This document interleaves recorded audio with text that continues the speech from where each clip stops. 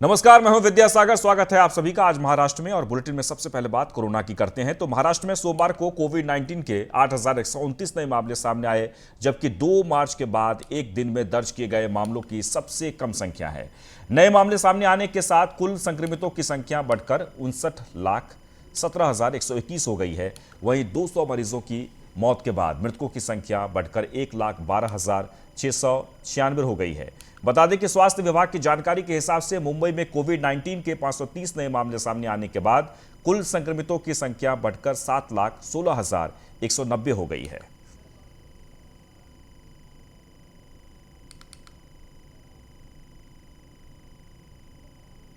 तो महाराष्ट्र में सोमवार को कोविड-19 के 8,129 नए मामले सामने आए हैं। वहीं 24 घंटे के भीतर 200 लोगों की मौत भी हुई है। पूरे कोरोना काल में, खासकर दूसरी लहर में, अब तक मृतकों की संख्या 1,12,696 हो गई है, जबकि कोविड-19 के 530 नए मामले आने के बाद कुल संक्रमितों की संख्या 7,16,190 हो गई है। तो मुंबई की अगर बात कर ली जाए तो मुंबई में आज 24 घंटे के भीतर 530 नए मामले आए हैं, जबकि पूरे महाराष्ट्र की अगर बात कर ली जाए तो महाराष्ट्र में 8,129 नए मामले सामने आए हैं। आगे बढ़ते हैं। सोलापुर जिले से कोरोना मरीजों के लिए अच्छी खबर सामने आई है। जिले के बरसी के डॉक्टर संजय अंधारे ने मोनोक्लोनल एंटीबॉडी का इस्तेमाल कर 24 घंटे में कोविड मरीजों को ठीक किया है। राज्य में डॉक्टर अंधारे की तरफ से किया गया यह पहल प्रयोग माना जा रहा है। मोनोक्लोनल एंटीबॉडी से 24 घंटे के अंदर कोरोना के लक्षण गायब होते दिखाई दे रहे हैं। साथ ही कॉकटेल एंटीबॉडी या मोनोक्लोनल एंटीबॉडी का सफल प्रयोग होता नजर आ रहा है। ये एंटीबॉडीज कोरोना संक्रमण के लिए अब तक का सबसे कारगर इलाज नजर आ रहा है। डॉक्टर अंधारे ने कहा कि यह दवा डायबिटीज, ओबेसिटी, हाइपरटेंशन और अन्य बीमारियों जैसे विभिन्न रोगों से पीड़ित रोगियों के इलाज में मदद करती है और इस इलाज के कारण इसका कोई साइड इफेक्ट नहीं होता है। डॉक्टरों का दावा है कि इस इलाज से रोगियों के समय और पैसों की बचत होगी।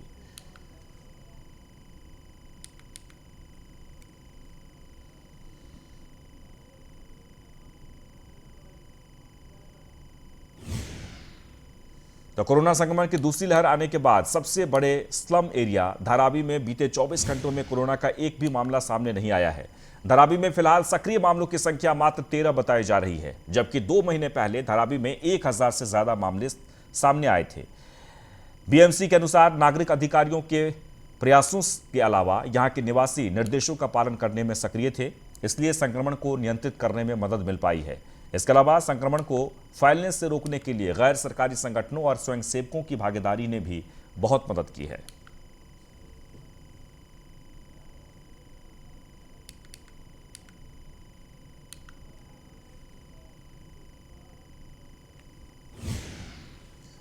वहीं हिंगोली में एक वृद्ध महिला का कोरोना से निधन हो गया है। उस महिला के निधन होने के 2.5 महीने बाद माय गवर्नमेंट ऐप से उनके बेटे के मोबाइल पर महिला को आइसोलेट करने का संदेश भेजा गया है।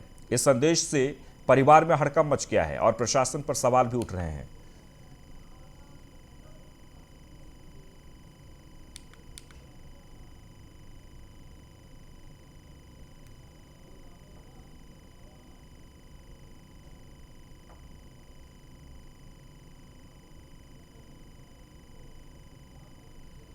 तो एक बार आपको फिर से बता दें कि हिंगोली में एक वृद्ध महिला का कोरोना से निधन हो गया।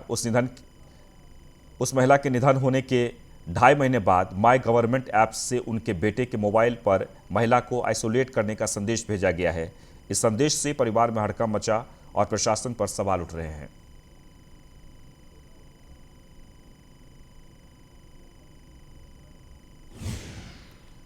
आगे बढ़ते हैं। पुणे में मराठा आरक्षण को लेकर सांसद संभाजी राजे छत्रपति और उदयन राज के बीच बैठक हुई है। इस दौरान सांसद उदयन राजे भोसले ने कहा कि महाराष्ट्र सरकार को एक दिन का विशेष सत्र लेने की हिम्मत दिखानी चाहिए।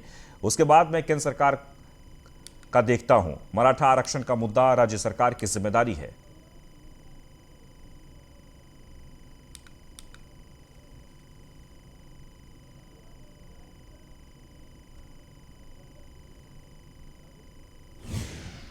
आगे बढ़ते हैं। राम मंदिर घोटाले पर महाराष्ट्र में सत्ताधारी और विपक्षी नेताओं ने जमकर घमासान देखने को मिल रहा है।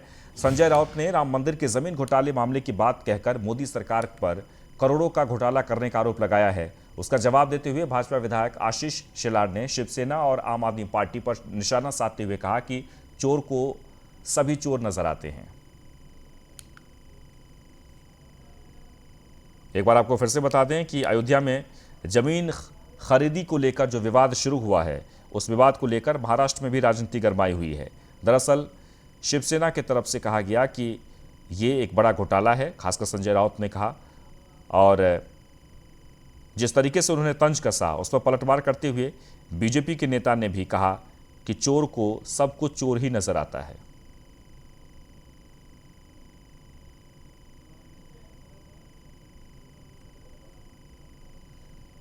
एक बार आपको फिर से बता दें कि राम मंदिर घोटाले पर महाराष्ट्र में सत्ताधारी और विपक्ष नेताओं में जमकर घमासान देखने को मिल रहा है। संजय राउत ने राम मंदिर के जमीन घोटाले मामले की बात कहकर मोदी सरकार पर करोड़ों का घोटाला करने का आरोप लगाया, और उसका जवाब देते हुए भाजपा विधायक आशीष शेलार ने शिवसेना और आम आदमी पार्टी पर निशाना साधते हुए कहा कि चोर को सभी चोर नजर आते हैं। यानी लगातार ये जो विवाद है वो गहराते जा रहा है। आरोप करने वाले आम आदमी पार्टी हो या शिवसेना हो, उनकी बैकग्राउंड चोरी और घोटाले से भरी हुई है। प्रभु रामचंद्र की न्यास के माध्यम से निर्माण हुए मंदिर के जगह पर ना कोई वाद है, ना विवाद है, ना घोटाला है, और बहुत ही ट्रांसपेरेंसी भरा काम वहाँ पर चल रहा है। और इसके लिए जो राजनीति करना चाहते हैं वो इस प्रकार की बात कहते हैं। और संजय राउत जी को हम कहना चाहते हैं, अगर ज़मीन और 7/12 के ऊपर नाम के घोटाले की चर्चा करना चाहते हैं तो खबरदार, हम अगर हमारा मुंह खोलेंगे तो आपके सर्वोच्च नेता से लेकर नीचे तक सबके 7/12 अगर खोले तो आप अलीबाग भी जाने से मुकर पाओगे, इतना ज़रूर कहेंगे। अयोध्या जमीन खरीद विवाद को लेकर सांसद इम्तियाज जलील आरएसएस और बीजेपी को लेकर निशाना साधा है। उन्होंने कहा कि ट्रस्ट और भगवान के ठेकेदारों ने भगवान राम का इस्तेमाल अपने राजनीतिक और निजी स्वार्थ के लिए किया है। कितना पैसा कहां से आया, इसका खुलासा करना चाहिए।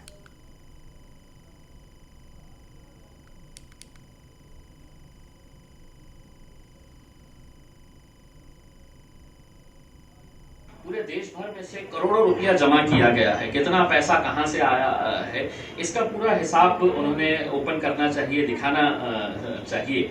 और अगर इस तरह की बात अगर सामने आती है कि आप एक मंदिर बना रहे हैं, एक ऐसी जगह के ऊपर मंदिर बना रहे हैं जो पहले से ही विवादास्पद थी, जिसका हमको इस बात का विरोध था कि वहां पर मस्जिद थी, मस्जिद की जगह के ऊपर आपने मंदिर, ठीक है, हम कोर्ट का आदर करते हुए उसे एक्सेप्ट भी कर लिए। लेकिन अगर ऐसे धांधलियां तुम एक भगवान के घर के लिए, जिसके लिए तुम ये कहते हैं कि हमारी इतनी बड़ी आस्था है भगवान राम के अंदर, और उन्हीं के जरिए अपने जेब भरने का काम कर रहे हैं पूरे। चलिए आगे बढ़ते हैं। प्रदेश कांग्रेस अध्यक्ष नाना पटोले ने सोमवार को ऐलान किया है कि हम आने वाले विधानसभा चुनाव अकेले लड़ेंगे, और अभी उद्धव ठाकरे मुख्यमंत्री हैं, लेकिन अगली बार मुख्यमंत्री कांग्रेस से होगा। कांग्रेस अध्यक्ष नाना पटोले का कहना है कि यह सरकार हमारे भरोसे है, हम सरकार के भरोसे नहीं हैं। हम पीठ में छुरा नहीं घोपेंगे, जो है सामने कहेंगे। एक सवाल के जवाब में उन्होंने कहा कि एनसीपी के मन में क्या है मुझे क्या पता, हमारे मन की बात हम खुलकर बताते हैं। कांग्रेस प्रदेश अध्यक्ष का कहना है कि हमें अलग अलग करके किसी का फायदा नहीं है, उल्टा हम साथ हैं तो ही फायदा है। वहीं शरद पवार और प्रशांत किशोर की मीटिंग पर उन्होंने कहा कि लोकतंत्र है, जिसको जो करना है अपने ढंग से करें। पटोले ने कहा कि संजय राउत को करेक्ट करके कहता हूं कि बीजेपी ने सिर्फ शिवसेना नहीं बल्कि देश को गुलाम बनाया है।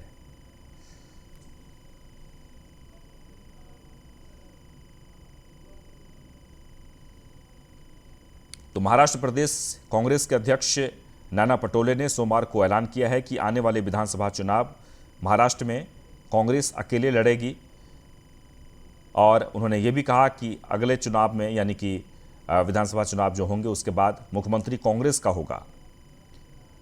कई अहम बातों को लेकर उन्होंने अपनी राय रखी।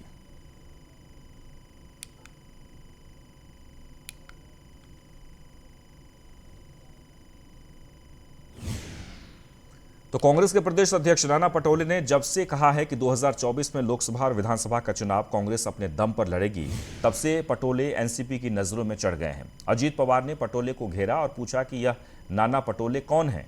चुनावी गठबंधन का निर्णय तो कांग्रेस अध्यक्ष सोनिया गांधी, एनसीपी प्रमुख शरद पवार और शिवसेना की ओर से मुख्यमंत्री उद्धव ठाकरे लेंगे। इनके बीच भला नाना पटोले कहां से आ गए।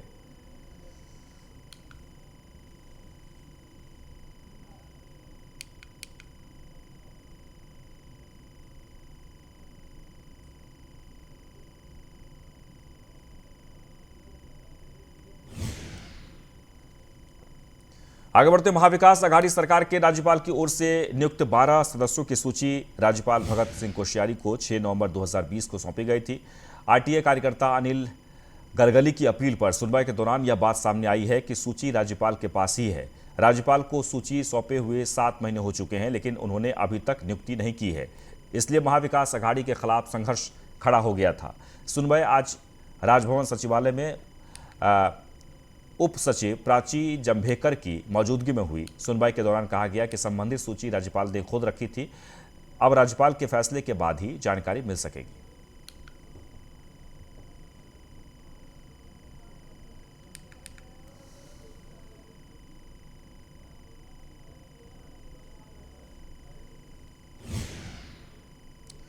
नागपुर के हिंगना में एक दर्दनाक हादसा हुआ है, जहां एक ही परिवार के 2 बच्चों की नाले में डूबने से मौत हो गई है। बता दें कि दोनों बच्चे पास के नाले में मच्छी पकड़ने के लिए गए हुए थे। इसी दौरान यह हादसा हुआ। नाले में डूब गए हैं 2 बच्चे और इस वारदात से नागपुर के आसपास के इलाके में सनसनी फैल गई है। एक बच्चे की उम्र 10 साल और दूसरे की 11 साल बताई जा रही है। पुलिस विभाग में बड़ी मुस्तैदी से रात के समय दोनों बच्चों की बॉडी को नाले से बाहर निकाला गया। तो नागपुर के हिंगना से खबर है, जहां पर एक दर्दनाक हादसा हुआ है। दरअसल 2 बच्चे नाले में डूब गए और जिसकी दर्दनाक मौत हो गई है। फिलहाल दोनों शव को बाहर निकाल लिया गया है।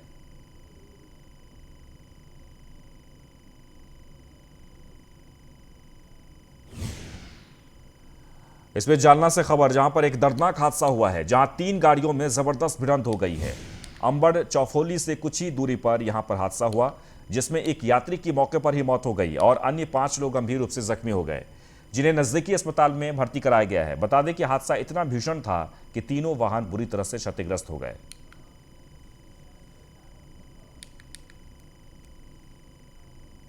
एक बार आपको फिर से बता दें कि मामला जालान का है। जालना में एक दर्दनाक हादसा हुआ है, जहां 3 गाड़ियों में जबरदस्त भिड़ंत हो गई है। अंबड़ चौफोली से कुछ ही दूरी पर यह हादसा हुआ, जिसमें एक यात्री की मौके पर ही मौत हो गई और अन्य 5 लोग गंभीर रूप से जख्मी हो गए हैं, जिन्हें नजदीकी अस्पताल में भर्ती कराया गया है। हादसा इतना भीषण था कि तीनों वाहन बुरी तरह से क्षतिग्रस्त हो गए। तस्वीरों में आप देख सकते हैं, जालना की ये तस्वीर है, जहां पर सड़क हादसा हुआ है और उसमें एक की मौत हो गई है, 5 लोग गंभीर रूप से जख्मी हैं, जिन्हें अस्पताल में भर्ती करा दिया गया है। सीधे सीधे टक्कर हुई, तस्वीरों में आप देख सकते हैं। आगे बढ़ते हैं। फिल्मी जगत में ड्रग्स की मौजूदगी को लेकर बीते कई दशकों से बातें होती रही हैं, लेकिन सुशांत सिंह राजपूत सुसाइड मामले के बाद से प्रशासन इसे लेकर काफी ज्यादा अलर्ट रहने लगा है। बावजूद इसके कुछ लोग अपनी आदतों से बाज नहीं आ रहे हैं। मीडिया रिपोर्ट्स के मुताबिक एक्ट्रेस नायरा नेहल को पुलिस ने छापेमारी में ड्रग्स के साथ गिरफ्तार किया है। पुलिस का कहना है कि अभिनेत्री नायरा नेहल शाह अपना जन्मदिन मनाने के लिए कुछ दोस्तों के साथ होटल में आई थी। पुलिस ने कहा कि करीब 3 बजे छापेमारी के दौरान हमने 1 ग्राम चरस बरामद किया। साथ ही एक्ट्रेस और उसके दोस्त को हिरासत में लेकर मेडिकल के लिए भेजा है। बता दें कि एनडीपीएस एक्ट की धाराओं के तहत केस दर्ज किया गया है और कोर्ट में पेशी के बाद उन्हें जमानत भी मिल गई है।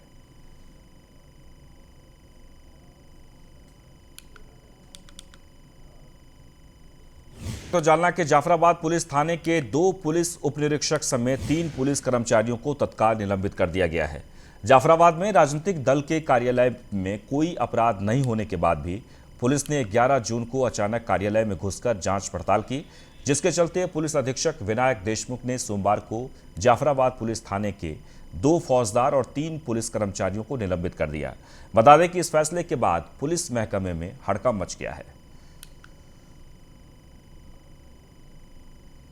एक बार आपको फिर से बता दें कि जालना के जाफराबाद पुलिस थाने के 2 पुलिस उपनिरीक्षक समेत 3 पुलिस कर्मचारियों को तत्काल निलंबित कर दिया गया है। जाफराबाद में राजनीतिक दल के कार्यालय में कोई अपराध नहीं होने के बाद भी पुलिस ने 11 जून को अचानक कार्यालय में घुसकर जांच पड़ताल की, जिसके चलते पुलिस अधीक्षक विनायक देशमुख ने सोमवार को जाफराबाद पुलिस थाने के 2 फौजदार और 3 पुलिस कर्मचारियों को निलंबित कर दिया है।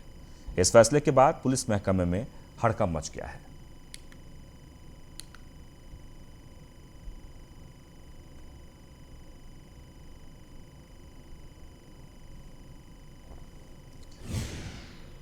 आगे बढ़ते हैं। स्टेट एक्साइज डिपार्टमेंट ने रत्नागिरी में सबसे बड़ी कार्रवाई की है, जहां जिले के चिपलून कराट मार्ग के कुम्हारली घाट में गोवा निर्मित 1.5 करोड़ रुपए की शराब जब्त की गई है। स्टेट एक्साइज डिपार्टमेंट के मुंबई पथक को जब सूचना मिली कि 2 आदमी एक ट्रक में नकली शराब गोवा से नासिक ले जा रहे हैं, तो उन्होंने वाहन को पकड़ने के लिए जाल बिछाया और आधी रात को उन गाड़ियों को पकड़कर खेरडी में देवकर कंपनी लाया गया।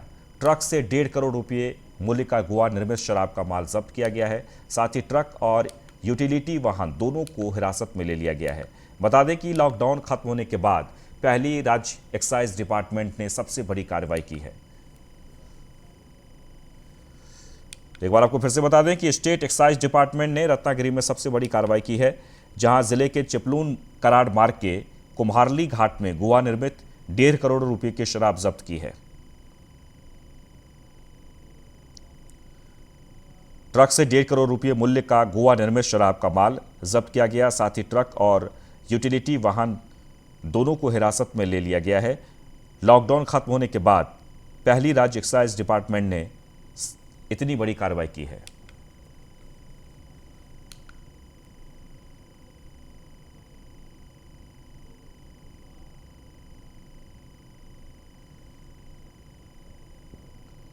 रत्नागिरी की तस्वीर है। तस्वीरों में आप देख सकते हैं कि 1.5 करोड़ रुपए की शराब जब्त की गई है, जो कि गोवा निर्मित है। जिले के चिपलून कराड़ मार्ग के कुम्हारली घाट में गोवा निर्मित 1.5 करोड़ की शराब जब्त की गई। ट्रक से शराब को ले जाया जा रहा था। उसी दौरान पुलिस को जब जानकारी मिली, पुलिस ने छापेमारी की। आगे बढ़ते, उस्मानाबाद पुलिस को सफलता मिली है। पुलिस ने 11 लाख रुपए लूट करने वाले 4 आरोपियों को उनके मोबाइल फोन के आधार पर अलग अलग जिलों से गिरफ्तार किया है। तहसील के बेम्बली क्षेत्र में आरोपी ने ठगी की थी और 11 लाख रुपए लेकर वहां से फरार हो गए।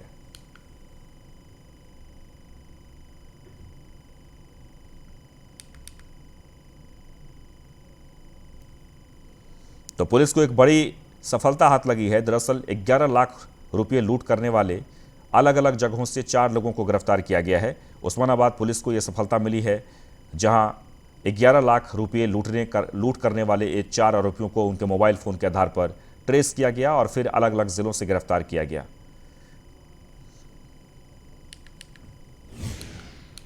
आगे बढ़ते, बॉलीवुड एक्ट्रेस कंगना रनौत ने बॉम्बे हाईकोर्ट में अपने पासपोर्ट रिन्यूअल के जरिए पासपोर्ट ऑफिस को निर्देश दिए जाने की याचिका दाखिल की थी। इस मामले पर सुनवाई करते हुए हाईकोर्ट ने कोई भी राहत दिए जाने से इनकार कर दिया है। अब मामले की अगली सुनवाई 25 जून को होगी।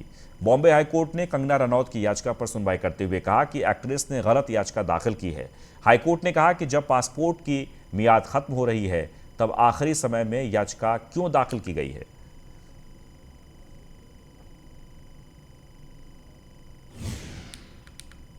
लातूर शिक्षा के मामले में न केवल राज्य बल्कि देश में भी प्रसिद्ध शहरों में एक है। लातूर को देश में शिक्षा के गृहनगर के रूप में जाना जाता है, लेकिन पिछले 2 सालों में कोरोना का कहर बढ़ा है और वहीं शिक्षा बदहाल हो गई। हर साल कम से कम 25,000 लड़के और लड़कियां शिक्षा के लिए निजी कक्षाओं में दाखिला लेते हैं। ट्यूशन, ड्राइवर, जीएसटी हॉल का किराया और स्टाफ वेतन खर्च कर रहे हैं। कम से कम 7,000 लोगों की नौकरी चली गई है और निजी ट्यूशन का कारोबार अब 20 करोड़ रुपये का है।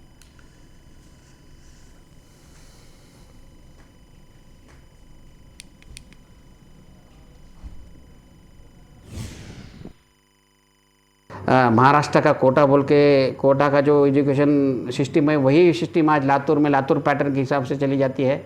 लेकिन आज के हिसाब से पेंडेमिक पोजीशन में जो 25,000 विद्यार्थी आते थे यहाँ एजुकेशन लेने के लिए, आज नाम मात्र 2-3 हज़ार विद्यार्थी यहाँ पे आ रहे हैं। उसकी वजह से आज जो 100 कोटी की जो इंडस्ट्री है वो 20 कोटी के अंदर आ चुकी है, और उसकी वजह से बहुत बड़ा अर्थ कारण, बहुत बड़ी हानि लातूर जैसे एरिया में हो चुकी है। बहुत से प्रोफेसर्स है, बहुत से स्टूडेंट्स हैं, ये बाहर से आते हैं, जहाँ नासिक से आते हैं। आगे बढ़ते हैं। रायगढ़ के कोंकण में बारिश होने से किसानों में खुशी की लहर है। किसानों के रोपण का काम शुरू हो जाएगा। कोंकण में पिछले 4-5 दिनों से रुक रुक कर बारिश हो रही है, जिसके चलते खरीफ धान के खेत में फसल लहरा रहे हैं।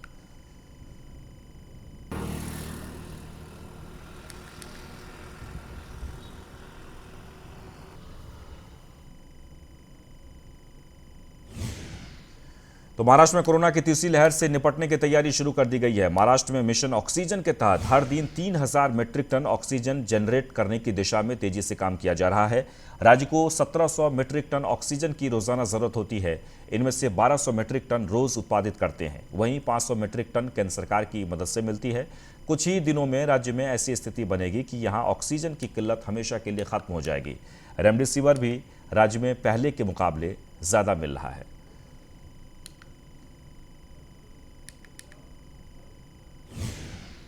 और इसी के साथ ही आज महाराष्ट्र में बस इतना ही, लेकिन आप बने रहें न्यूज़ 1 इंडिया के साथ।